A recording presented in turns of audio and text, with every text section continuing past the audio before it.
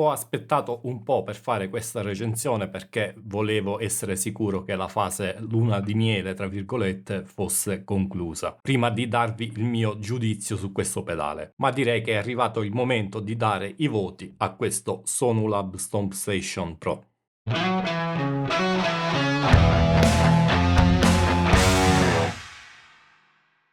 Nel video di presentazione vi avevo già fatto vedere molte delle cose che può fare questo pedale, quindi in questo video non sarò ripetitivo e quindi non parlerò dell'hardware, dell'interfaccia o degli effetti che erano già presenti al lancio. Se volete vedere tutte queste cose andate a recuperarvi il video dove le ho fatte vedere o sentire. In questo video voglio più che altro darvi la mia opinione dopo aver utilizzato quasi quotidianamente questo dispositivo per ormai 2 mesi e quindi facendo un po' la conta dei pro e dei contro di questo pedale. Oltre a questo però vi farò vedere e sentire le novità che sono state aggiunte nel frattempo, perché comunque in questi 2 mesi ci sono già stati parecchi aggiornamenti del firmware e per questo devo complimentarmi con i ragazzi della Sonolab che stanno dimostrando di stare dietro al prodotto e di lavorare praticamente notte e giorno per portare avanti questo progetto. Intanto partiamo dalle novità che sono state introdotte per quanto riguarda i profili NAM. Infatti con alcuni degli ultimi aggiornamenti sono state aggiunte due cose che rendono questo pedale unico al momento, nel senso che è l'unico letteralmente a poter fare queste cose. E parliamo del poter caricare alcune architetture alternative diverse quindi da quella standard. In parole povere possiamo caricare dei profili che vanno oltre la qualità dei profili standard di NAM e appunto al momento è l'unico pedale in grado di fare questa cosa. Fino ad ora si poteva fare soltanto col plugin di NAM. L'altra cosa che è un unicum per quanto riguarda gli hardware è la calibrazione del livello di ingresso e questa è secondo me una cosa fondamentale per far suonare veramente uguale all'ampli profilato il profilo. Infatti grazie alla calibrazione del livello d'ingresso praticamente siamo sicuri che il nostro profilo avrà esattamente la stessa quantità di gain del profilo che abbiamo fatto senza bisogno di alcun aggiustamento, e allo stesso tempo quando scarichiamo un profilo calibrato da Ton 3000 o da qualsiasi altro posto siamo sicuri che quel profilo si sta comportando esattamente come si comporterebbe l'amplificatore vero col segnale che gli stiamo mandando, quindi con la nostra chitarra. E questo risolve il problema che hanno tanti altri sistemi di profilazione e di cattura, cioè che ognuno che crea un profilo lo fa magari mandando un livello diverso all'amplificatore mentre sta profilando, e quindi succede che magari uno nomina un profilo high gain, lo suono io con un'interfaccia audio diversa e quel profilo risulta invece quasi pulito, o viceversa. Grazie alla calibrazione questo in teoria non dovrebbe succedere più. Ovviamente ci sarà sempre qualche piccola differenza dovuta alla diversa chitarra che stiamo usando rispetto a chi ha creato il profilo, che magari gli ha dato quel nome high gain, crunch o quello che è, però sicuramente le differenze saranno molto minori e comunque, come dicevo, sarebbero le stesse differenze che avremmo in quello stesso ampli vero collegando due chitarre diverse. Ancora non è presente la calibrazione di uscita, ma i ragazzi hanno detto che la aggiungeranno presto, ma in realtà per gli amplificatori quella non importa perché in genere il volume finale del profilo lo regoliamo a nostro piacere e comunque è bene avere invece la normalizzazione, anch'essa aggiunta recentemente sul Sonolab. Sarebbe importante invece per i profili di pedali overdrive, ma in realtà c'è anche un piccolo stratagemma che consente di avere dei profili calibrati anche se non è presente la funzione sul pedale. Se siete interessati a sapere come fare, scrivetemelo nei commenti e magari faccio un breve video più avanti. Oltre a questo poi sono stati aggiornati anche vari effetti e già su alcuni di questi si è fatto un bel salto di qualità rispetto all'inizio e rispetto anche al Sonulab piccolo al momento, che non ha ancora ricevuto gli stessi aggiornamenti, e stando a quanto detto dall'azienda presto ne arriveranno anche altri. Stanno un po' rifacendo tutto il parco effetti e anche ampliandolo, quindi le cose si fanno veramente interessanti. Detto questo, andiamo a sentirle queste novità, così vi fate un'idea anche voi. Intanto voglio farvi sentire la differenza che c'è tra un profilo standard e uno creato con un'architettura alternativa. NAM è sicuramente il metodo di profilazione più accurato al momento, ma ciò non significa che sia perfetto, perché comunque mentre si confronta il profilo con ciò che viene profilato, qualche piccola differenza si percepisce sempre, ma sono differenze davvero minime e che si riescono a carpire veramente solo quando si fa il confronto diretto, perché poi quando si suona col profilo risponde benissimo e non si sente per niente la mancanza dell'amplificatore vero. Con queste architetture alternative si riesce ad aumentare ancora di più la fedeltà rispetto all'ampli vero, specialmente in alcuni aspetti del suono. Ad esempio, se ci fate caso adesso quando vi faccio sentire i due, con quello alternativo, in questo caso è un'architettura che si chiama Rev Y Standard, si percepisce, diciamo, un po' di botta in più sulle basse frequenze, cioè è come se l'amplificatore suonasse più pieno, diciamo così, non so come altro esprimerlo, però fateci caso. Questa è quella normale.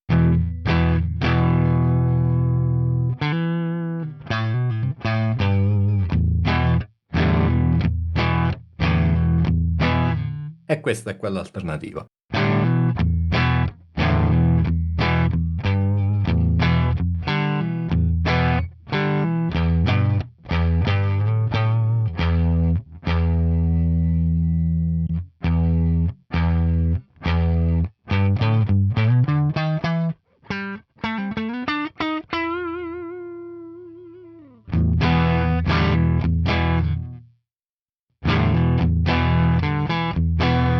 Proviamo ad aumentare un po' il gain, magari si capisce meglio.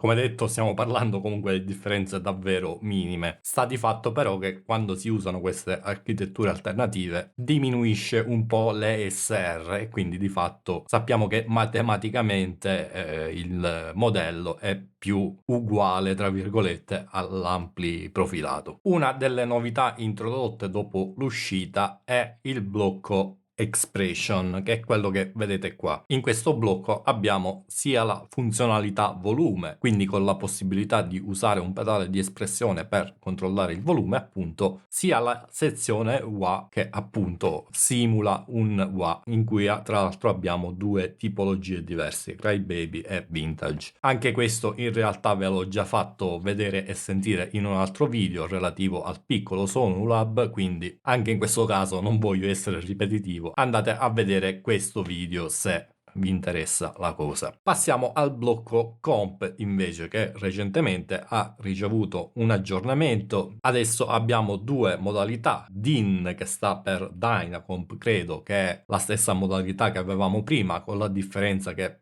anche questa però è stata migliorata, adesso c'è molta più compressione, e la modalità studio, che invece è un modello di compressore totalmente nuovo e devo dire anche molto bello e versatile. Beh, vi faccio sentire qualcosina. Questo è il suono senza comp.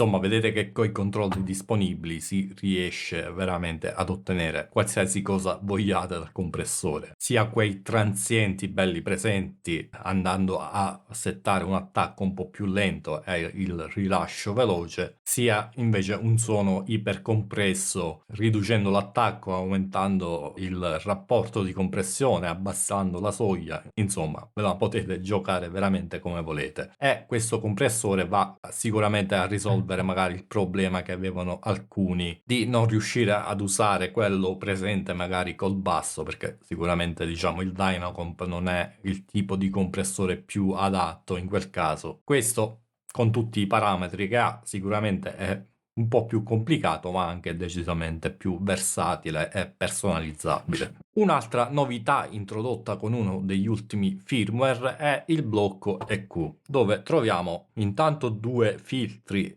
passa alto e passa basso con slope regolabile e poi un equalizzatore a 8 bande con degli slider che vanno da meno 12 a più 12 decibel, quindi anche questo va a risolvere diciamo una richiesta che hanno fatto in molti di avere un equalizzatore un po' più chirurgico rispetto a quello a 3 bande presente nel blocco amp e drive. Il blocco mod per il momento rimane esattamente uguale a come era prima, ma anche qua i ragazzi stanno lavorando ad un aggiornamento di un po' tutti gli effetti, quindi molto presto sicuramente anche questo farà un bel salto di qualità. Anche nel delay c'è stata un'aggiunta, cioè quella del dual delay, anche questa ve l'ho fatta sentire sempre nel video dell'aggiornamento del piccolo Sonulab, quindi andate sempre a recuperarvi quel video se lo volete sentire. Invece l'effetto che ha subito l'aggiornamento più sostanzioso è sicuramente il riverbero con l'ultimissimo firmware uscito proprio un paio di giorni fa. Infatti i riverberi assieme alle modulazioni erano un po' il punto debole di questo pedale, perché suonavano sì bene ma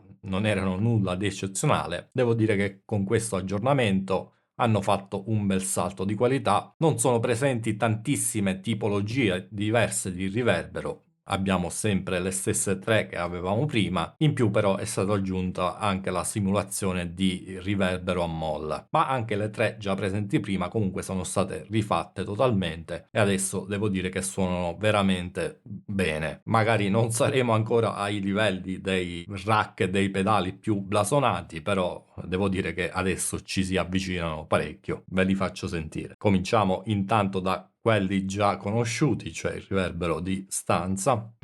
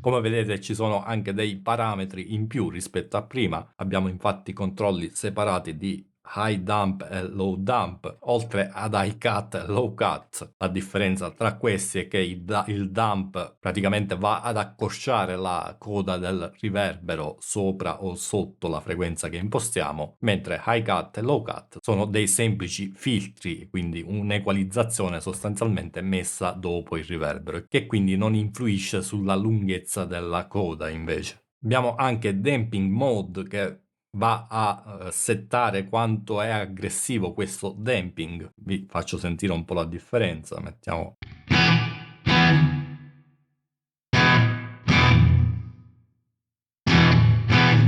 Vabbè, questo riverbero in realtà non si capisce benissimo, ma vedrete che in quelli un po' più lunghi si nota parecchio la differenza. Adesso abbiamo anche il controllo di stereo spread che va a settare appunto quanto è largo il panorama stereo del riverbero.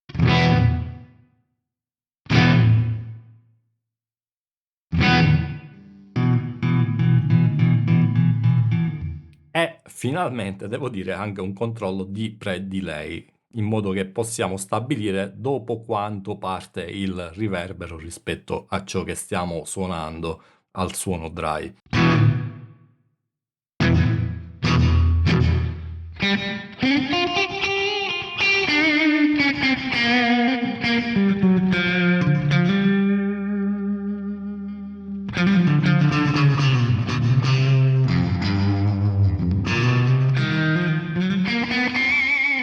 Sentite che impostandolo a valori alti abbiamo questa sorta di slap back sul riverbero. Comunque sentiamo anche gli altri. Questa è la Hall.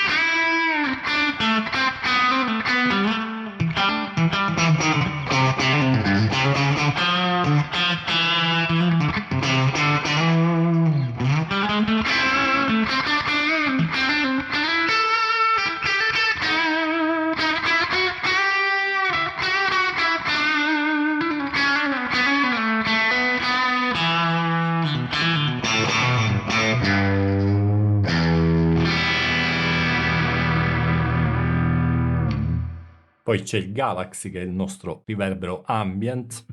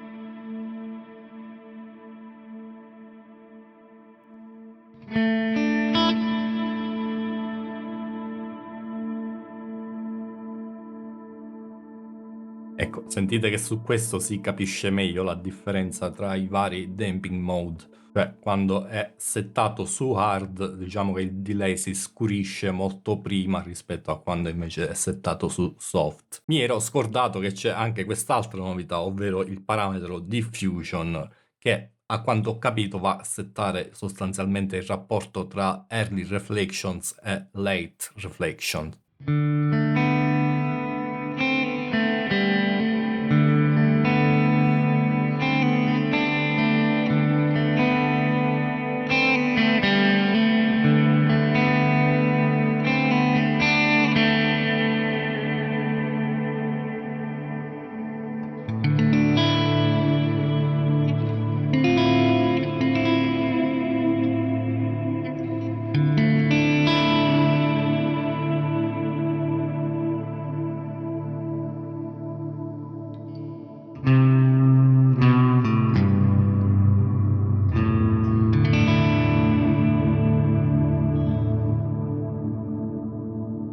E infine poi c'è la novità assoluta che è lo Spring Reverb. E questo tra l'altro ha un set di parametri diverso perché è una vera e propria simulazione fisica di un riverbero a molla. E infatti vedete che abbiamo controlli come tensione delle molle, Spring Pickup che è la posizione del trasduttore, diciamo, che capta la vibrazione delle molle, e qua abbiamo tre opzioni diverse: pre, post e post più pre, che li fa sentire entrambi. E poi anziché avere i controlli di dump, low cut e high cut, abbiamo soltanto il tono e l'high cut. Io solitamente non sono un gran fan dei riverberi a molla, ma devo dire che questo suona davvero bene, e tra l'altro con queste regolazioni disponibili devo dire che si riesce a tirare fuori anche un suono simil plate, magari non esattamente uguale a quello di un plate, però diciamo ci si avvicina un po' a quei territori. Andiamo a sentirlo.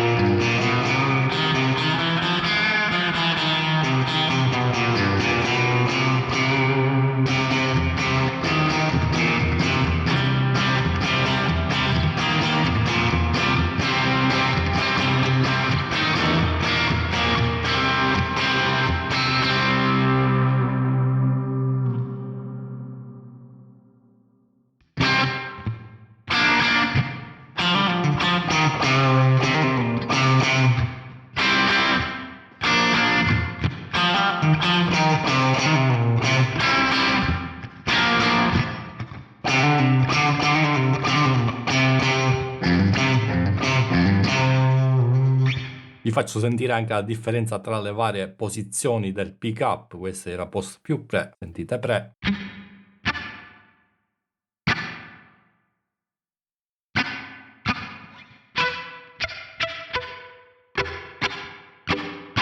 Sentite che così si percepisce un po' di più appunto quella vibrazione tipica della molla. E tra l'altro col parametro tension possiamo sostanzialmente andare a rallentare o accelerare queste vibrazioni.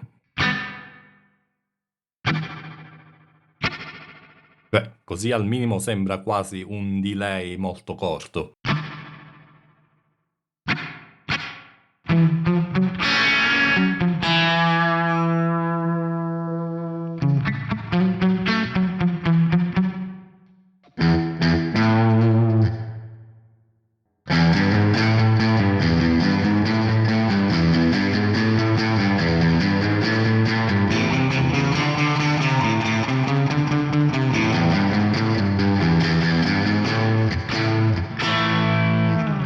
Invece in post diciamo che il riverbero diventa molto più lineare, se vogliamo.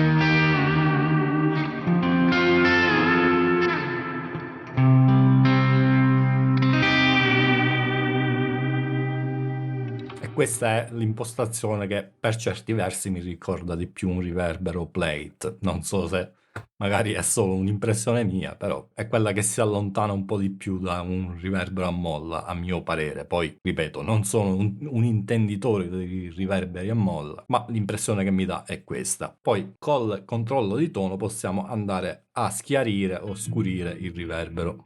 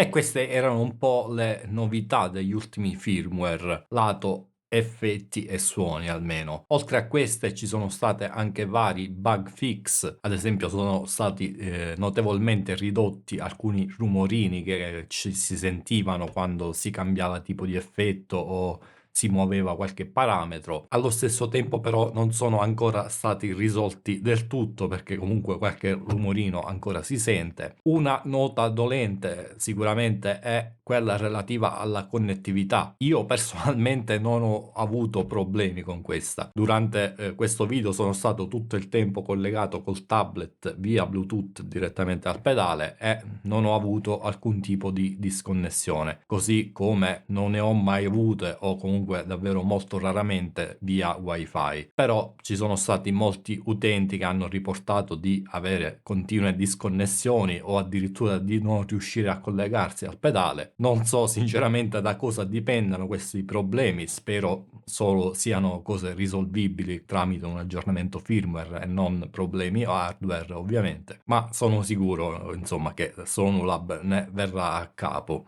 Insomma, tiriamo un po' le somme su questo pedale. Partiamo dall'hardware. Veramente lì non c'è nulla da dire. Cioè un pedale costruito davvero in modo solido. L'unico punto debole, se così possiamo chiamarlo, forse è questo leggero movimento, questa oscillazione che c'è sulle manopole, ma credo in realtà dipenda dal fatto che sono degli encoder che si possono anche premere, quindi per forza di cose non possono essere dei più stabili, ma al di là di questo davvero c'è poco da dire lato hardware. Come già detto nel video di presentazione, tra l'altro a livello di circuiteria questo pedale ha un'ottima headroom, perché parliamo di 14 dBu sia in ingresso che in uscita, ha le connessioni di uscita bilanciate con tra l'altro il ground lift che si può attivare e disattivare dalle impostazioni. L'unico neo forse è l'uscita cuffie, che non è delle più potenti. Io personalmente l'ho testata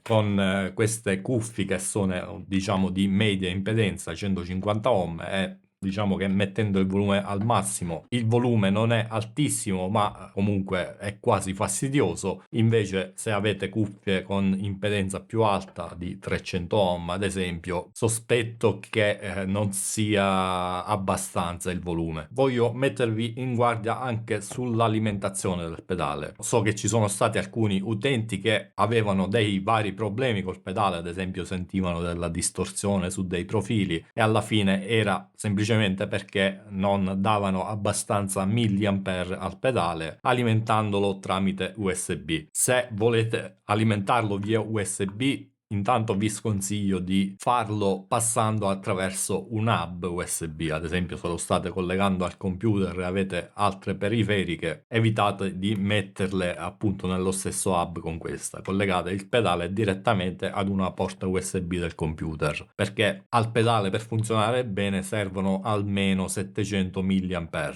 Lo so, c'è scritto in realtà qua sopra 1000 mAh, ma in realtà il consumo reale è appunto di circa 700 mAh, quindi tenete presente questa cosa. Tra l'altro 700 mAh dovrebbero essere quando si alimenta a 5 volt, quindi tramite USB a 9 volt saranno anche di meno, ma in generale, se avete la possibilità, vi consiglio di non alimentarlo proprio tramite le porte USB del PC, perché in genere almeno non sono isolate dal resto dei componenti del PC e quindi questo introduce un bel po' di rumore di fondo, cosa che invece non succede se lo alimentate tramite 9 volt con un buon alimentatore, anche se avete la USB collegata al computer, perché in quel caso prende l'alimentazione dallo spinotto dei 9 volt e l'USB viene usata semplicemente per i dati. A questo riguardo sarebbe stato carino magari se nella confezione del pedale fosse incluso anche un alimentatore, visto che comunque richiede abbastanza corrente e non tutti magari si ritrovano in casa un alimentatore adeguato, però insomma, alla fine, considerando il prezzo attuale del pedale, non si può rimproverare questo. Alla fine, un buon alimentatore lo trovate anche con 20-30 euro, quindi sicuramente non è una cosa per cui bocciare il pedale, diciamo. Anche lato software ha sicuramente tanti pregi, ma anche alcuni difetti. I pregi sono sicuramente il suono, perché con i profili NAM davvero siamo al top per quanto riguarda simulazioni di drive e amplificatori.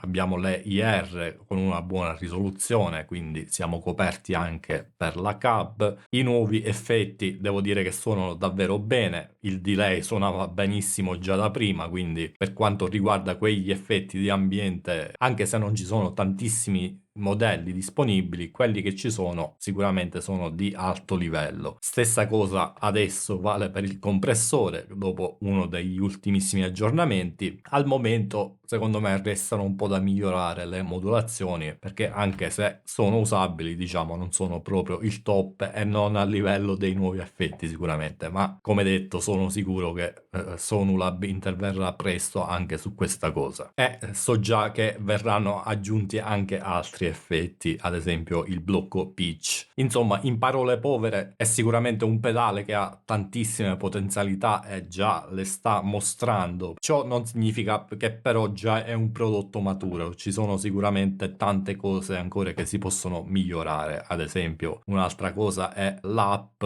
in cui ci sono magari alcune cose che non sono esattamente fatte al meglio. Per fare un esempio, il fatto che per accedere ai blocchi bisogna scorrere su questa linea, quando magari potevano farlo in modo che i blocchi si distribuissero su due file in base alla larghezza dello schermo, e questa cosa devo dire è ancora più fastidiosa sul PC, perché per vedere tutti i blocchi in una volta praticamente bisogna allargare la finestra fino ad occupare quasi tutto lo schermo e poi resta quasi vuota sotto perché non ci sono parametri a riempirla tutta. Così come ad esempio un'altra stupidata, cioè che per resettare un parametro al valore di default bisogna premere questi tre pallini e premere appunto set default value, quando in genere questa cosa su tante altre app si fa semplicemente facendo un doppio tap sul parametro. Oppure un'altra cosa ancora è l'organizzazione dei vari profili e delle IR, perché per esempio se volete spostarne uno dovete premere questo tasto e poi fare su e giù con queste freccette ad uno per ogni profilo, e se volete spostarne diversi la cosa diventa parecchio lungo. Sicuramente, diciamo, si potrebbe studiare un sistema un po' più veloce per fare queste cose. Diciamo, piccole ottimizzazioni che non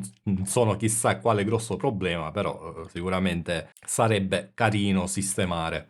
Parlando di miglioramenti lato catena audio, diciamo che già i ragazzi hanno annunciato diverse cose che arriveranno in futuro, ad esempio la possibilità di usare in 2 out 2 come loop effetti o di usare i due ingressi come ingresso stereo, la possibilità di mettere i due blocchi NAM in parallelo anziché in serie per poter usare come dual amp appunto, e soprattutto magari la possibilità di spostare i blocchi, perché diciamo nel 2026 avere una catena così fissa dove non si può muovere ad esempio, che ne so, il delay prima dell'amp o mettere la modulazione dopo il drive e cose così, sicuramente insomma quella è una cosa che farebbe davvero comodo avere.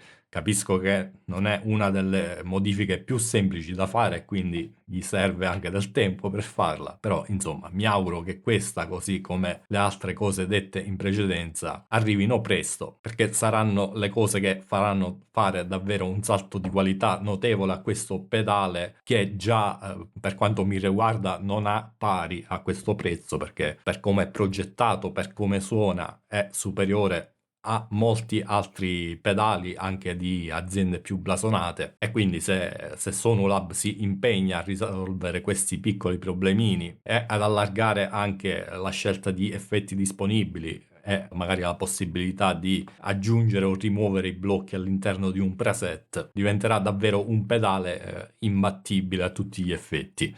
Quindi dopo 2 mesi di utilizzo è promosso o bocciato? Per me promosso, magari non a pieni voti per queste piccole cose da sistemare che abbiamo appena detto, però sicuramente gli darei un voto molto alto. E non lo dico tanto per, ma lo dico anche per il fatto che in questi 2 mesi, praticamente ogni volta che prendevo la chitarra in mano così per strimpellare o esercitarmi, mi è capitato di accendere più volte il Sonolab rispetto all'FM9 che vedete qui dietro le mie spalle. E già sicuramente questa è una cosa notevole perché non mi succede quasi mai. Sicuramente la comodità, la maneggevolezza e la facilità di uso di questo dispositivo è qualcosa di quasi sublime. Ed è quasi incredibile pensare che in un oggetto così piccolo mi possa portare dietro i suoni dei miei pedali preferiti, avere dei suoni che comunque se la giocano con quelli del Fractal. Sicuramente questo non è cosa da poco. A proposito, vi ricordo che ho condiviso i profili di alcuni dei miei pedali che ho fatto poco tempo fa e come sempre li trovate nel mio sito. Vi ricordo anche che